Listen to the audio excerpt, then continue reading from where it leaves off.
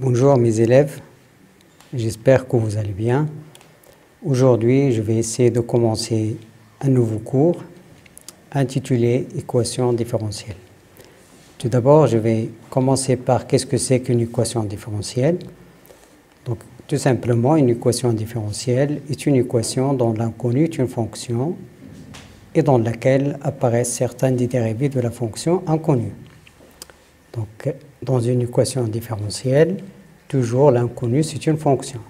Donc, si vous avez la question résoudre une équation différentielle, il faut déterminer la fonction inconnue. Voilà un exemple. Si je considère l'équation 1, alors on remarque que cette équation contient la fonction y de x et sa dérivée y' de x. Donc l'équation 1, effectivement, est une équation différentielle dont l'inconnu est la fonction y. Et x représente sa variable. Donc deux choses. Donc vous avez la fonction y, c'est l'inconnu, et vous avez le x, c'est la variable de l'équation. Un deuxième exemple, exemple 2, si je considère f' de t plus 5 fois f de t égale à 0, là encore, il s'agit d'une équation différentielle. La fonction inconnue, c'est la fonction f, et la variable, c'est le paramètre t. Un troisième exemple, si je considère l'équation 3, là encore, donc on voit qu'il s'agit d'une équation différentielle. Pourquoi? Parce qu'il contient la fonction y, et ses dérivées, la première et sa dérivée, la première et la deuxième.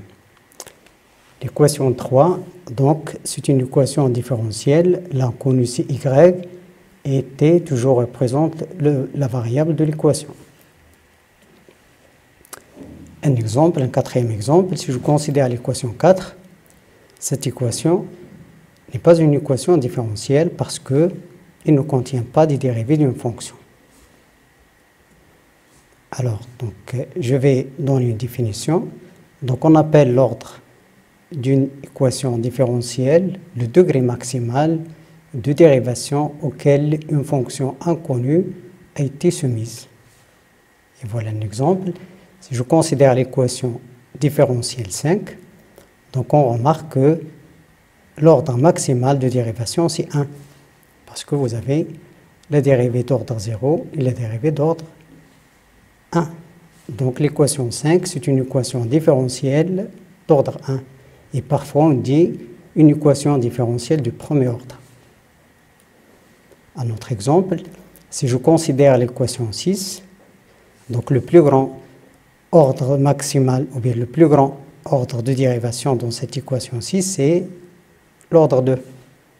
Et pour cette raison, on va dire que l'équation 6, c'est une équation différentielle d'ordre 2, ou bien est une équation de second ordre. Alors donc maintenant, on va essayer de donner la solution générale de quelques équations différentielles. Je commence par un type qui est plus simple, c'est y' de x plus ay de x égale à 0, avec a c'est un nombre réel. Donc voilà une proposition importante. La solution générale de l'équation y' de x plus ay de x égale à 0, avec a c'est une constante, est donnée par la formule 7. Si y de x égale lambda fois exponentielle moins ax, avec lambda c'est une constante. Voilà un exemple. Si je considère l'équation différentielle 8, donc dans ce cas le a c'est 2, et par suite la solution générale de l'équation 8 est donnée par la formule 9. C'est lambda fois exponentielle moins 2 fois x, avec lambda toujours c'est une constante réelle. Un autre exemple, si je considère l'équation différentielle 10, y' de t moins 3y de t égale à 0, donc dans ce cas le a c'est moins 3, et par suite la solution est donnée par la formule 11. C'est lambda exponentielle moins 3 fois t est égal à lambda exponentielle 3t, avec lambda c'est une constante. Un autre exemple, c'est l'équation 12, f' de x égale à 5 f de x. Donc tout d'abord, l'équation 12 est équivalente à la formule et l'équation f' de x moins 5f de x égale à 0. Donc dans ce cas, le paramètre A c'est moins 5. Et par suite, la solution générale de l'équation 12 est donnée par la formule 13. C'est lambda exponentielle moins 5x égale lambda exponentielle 5x, avec lambda toujours, c'est une constante réelle. Alors, donc, pour trouver le paramètre lambda dans la solution générale, il nous faut des conditions initiales. Voilà un exemple. Si je considère l'équation 14, y' de x moins 2y égale à 0, avec y de 0 égale à 3. Ce type de condition est appelé condition initiale. Grâce à cette condition initiale, on peut trouver la valeur de lambda.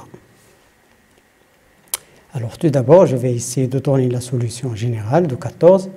Alors la solution générale de 14 est donnée par 15. Si y de x égale lambda exponentielle de x, avec lambda c'est un nombre réel. Et pour trouver la valeur de lambda, donc on va essayer d'utiliser la condition initiale y0 égale à 3. Alors donc comme d'une part y de 0 égale à 3 et d'autre part par l'équation 15 y0 égale à lambda exponentielle 2 fois 0 égale à lambda, alors lambda égale à 3, d'où je remplace et je trouve la solution de l'équation 14. La solution finale est donnée par 16. C'est y de x égale à 3 exponentielle 2x. Donc je remplace lambda par 3. Alors donc je passe à un deuxième type d'équation différentielle. Y' plus AY de x égale à B, avec A c'est un nombre réel non nul et B c'est un nombre réel. Alors de même, donc vous avez la proposition suivante. La solution générale de l'équation y' de x plus AY de x égale à B, avec A c'est un nombre non nul, est donnée par la formule 17. C'est y de x égale lambda exponentielle moins a plus b sur a, avec la constante lambda appartenant à R. Voilà un exemple. Si je considère l'équation 18, alors tout d'abord, on a l'équation 18 est équivalente à y' de x plus 4y de x égale à 7. Donc dans ce cas, le a égale à 4 et le b égale à 7. Donc la solution générale est donnée par y de x égale à lambda exponentielle moins 4x plus 7 sur 4 avec lambda, c'est une constante réelle. Un deuxième exemple, c'est l'équation différentielle donnée par 19. Donc cette équation, c'est une équation avec une condition initiale. Donc cette condition initiale sert à trouver la valeur de lambda. Donc tout d'abord, cette équation 19 est équivalente à l'équation 20. Donc le A c'est moins 3 sur 2 et le B c'est moins 5 sur 2.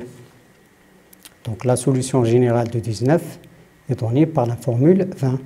C'est lambda exponentielle 3 demi x plus moins 5 sur 2, tout divisé par moins 3 sur 2, qui est égal à lambda exponentielle 3 sur 2x plus 5 sur 3, avec lambda, c'est une constante réelle. Et pour trouver la valeur de lambda, donc on va essayer d'utiliser la condition initiale y de 0 égale à 1. Donc comme tout à l'heure, comme y de 0 égale à 1 par la donnée initiale, et d'autre part égale à lambda plus 5 sur 3, en utilisant la formule 21, alors lambda est égal à 1 moins 5 sur 3 est égal à moins 2 sur 3. D'où la solution générale de l'équation 19 est donnée par la formule 22. C'est moins 2 sur 3 exponentielle de x plus 5 sur 3. Alors maintenant, je passe à un dernier type d'équation différentielle. Donc c'est une équation très importante. Donc c'est une équation de second degré à coefficient constant et homogène, parce que le second membre égale à 0. Ce type d'équation avec le second membre est nul est dite homogène. Alors, donc, considérons ce type d'équation dans la formule 23. Alors, tout d'abord, je vais associer à cette équation 23 une équation dite équation caractéristique, donnée par la formule 24. Donc, regardez, donc à la place du y seconde, donc je vais remplacer y seconde par r carré, et la dérivée première par r, et la fonction par 1. Donc, la première équation 23, c'est une équation différentielle.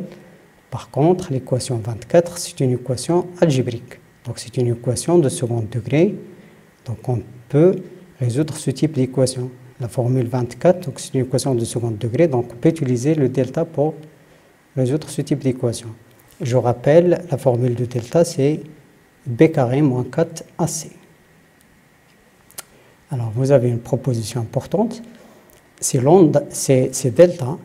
Le delta que vous avez ici est strictement positif. Alors, l'équation 24, donc c'est l'équation 24, c'est l'équation caractéristique, admet deux racines réelles distinctes, données par R1 est égal à moins B plus racine de delta sur 2A. Et la deuxième racine, c'est R2 égale à moins B moins racine de delta sur 2A. Ça, c'est déjà connu, mais ce qui est important ici, c'est la solution de l'équation différentielle. De plus, la solution générale de l'équation différentielle 23 est donnée par la formule 26. C'est alpha exponentielle R1 x plus bêta R2 fois x. Donc vous voyez, donc voilà le R1, la première racine, et voilà la deuxième racine. Avec alpha et bêta sont deux constantes réelles. Voilà un exemple. Si je considère l'équation 27, l'équation caractéristique associée à 27 est donnée par 28. On a dans ce cas delta égale à 2 carré moins 4 fois 1 fois moins 3 égale à 16, strictement positif. Donc l'équation caractéristique admet deux racines R1 égale à 1, R2 égale à moins 3. Ainsi, la solution générale de l'équation 27 est donnée par la formule 30. Alpha exponentielle 1 fois x plus bêta fois moins 3x. Voilà moins 3. Et voilà le 1, il est là. Avec alpha et bêta, ce sont des nombres réels. Un deuxième cas, c'est delta égale à 0. Alors dans ce cas, on sait bien que l'équation caractéristique 24 admet une racine double donnée par la formule 31. Donc c'est moins b sur 2a. De plus, dans ce cas, la solution générale de l'équation différentielle 23 est donnée par la formule y de x égale à alpha x plus bêta tout fois exponentielle R0 fois x avec alpha et bêta sont des nombres réels. Donc dans ce cas, vous avez une combinaison. L'équation caractéristique admet une seule racine donnée par la formule R0 et la formule 31. R0 égale à moins B sur 2A. De plus, la solution générale de l'équation 23 est donnée par la formule 32. Donc y de x égale à alpha x plus bêta fois exponentielle R0 fois x. Voilà, le R0 il est là. Le R0 il est là. R0 c'est moins B sur 2A. Il est donné dans la formule 32 en exponentielle. Dans l'exponentielle, vous avez la racine double R0. Voilà un exemple. Si je considère l'équation 33, y seconde moins 2y prime plus y égale à 0. Tout d'abord, je vais essayer de déterminer l'équation caractéristique. C'est r carré moins 2r plus 1 égale à 0. Dans ce cas, on a delta égale à 0. Alors, l'équation caractéristique admet une racine double donnée par R0 égale à moins B sur 2A égale moins 2 sur 2 fois 1 égale à 1. Donc, la racine double de cette équation, de l'équation caractéristique 34, c'est 1. Ainsi, la solution générale de l'équation différentielle 33 est donnée par la formule 36. Y de x égale à alpha x plus bêta exponentielle R0 fois x égale alpha x plus bêta exponentielle x. Donc le R0 égale à 1, avec alpha et bêta sont des nombres réels. Le troisième cas et le dernier, c'est le delta est strictement négatif. Donc comme vous avez déjà vu dans le cours des nombres complexes, lorsque delta égale à il est strictement négatif, alors dans ce cas, donc les solutions ne sont pas des nombres réels forcément, elles sont des complexes, comme vous avez déjà vu. Donc la formule des racines complexes de l'équation c'est delta est strictement négatif est donnée par la formule 37. Z1 égale à moins B plus I fois racine de moins delta sur 2A. Et la deuxième racine c'est moins B moins I fois racine de moins delta sur 2A.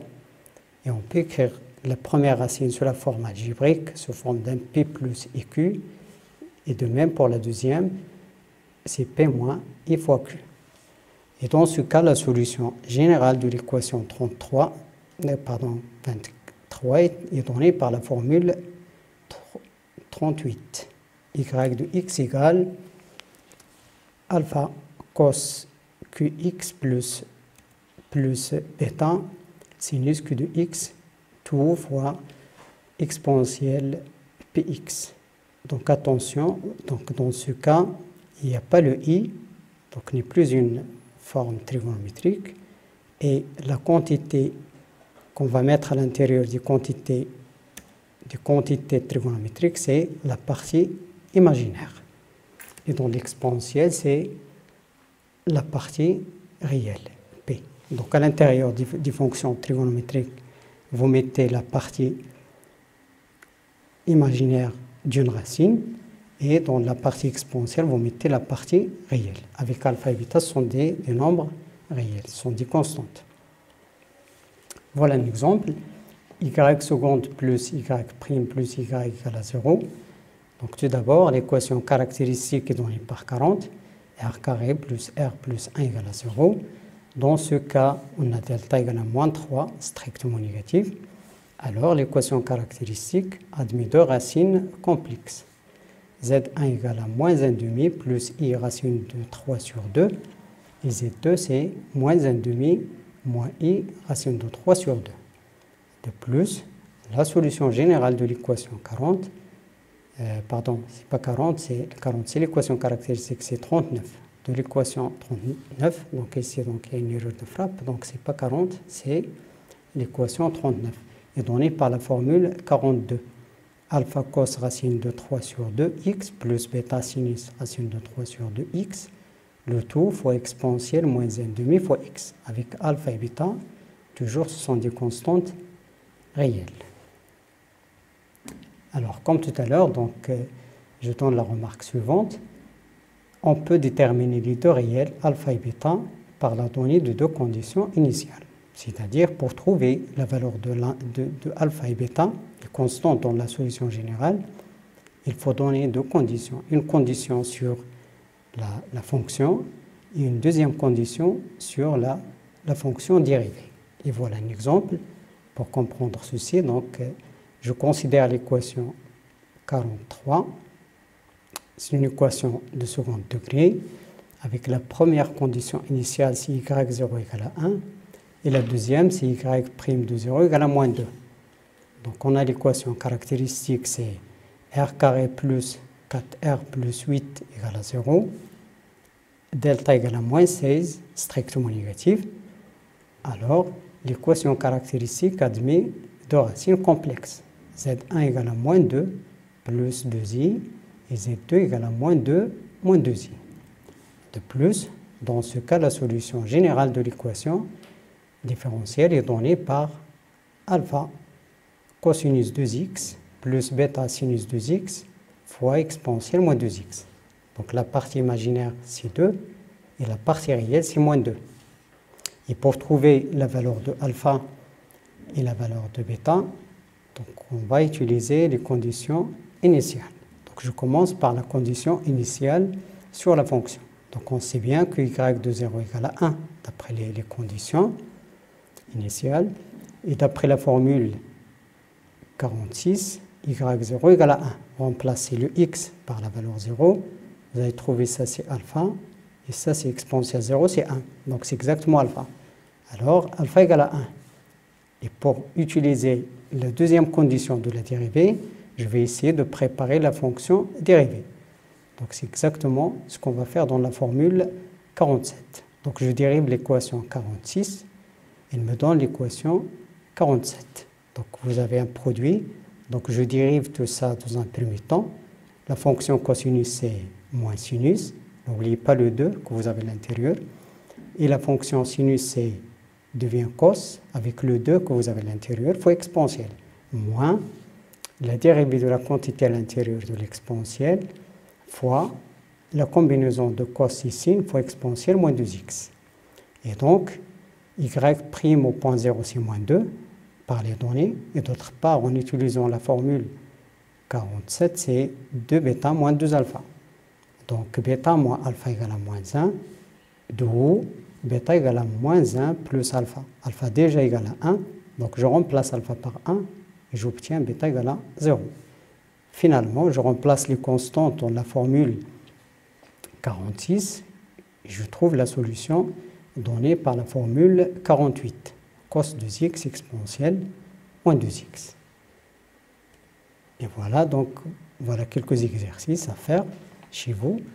Donc, le premier exercice, résoudre les équations différentielles suivantes. Donc, l'équation 49, c'est exactement une équation de premier ordre, donc c'est facile à résoudre. La deuxième aussi, c'est une équation de second degré. Donc, cherchez l'équation caractéristique et trouver les constantes alpha et bêta en se basant sur les conditions initiales. Y de moins 1 égale à 2, y' de moins 1 égale à moins 2. Un deuxième exercice, résoudre les équations différentielles suivantes. La première équation, ce n'est pas une équation standard, mais vous avez une indication. On peut poser z de x égale à y carré de x. Donc, à l'aide de ce changement de variable, donc on peut rendre l'équation 51 une équation standard, mais cette fois-ci en fonction de z. Et si je trouve la valeur de z, donc je peux déduire l'expression de y de x. Pour l'équation 52, donc c'est une équation de second degré, mais le second membre n'est pas nul. Et vous avez les conditions initiales pour trouver l'alpha et bêta, mais utilisez la remarque que x, la fonction u de x égale à x est une solution particulière. Et bon courage, et merci pour votre attention.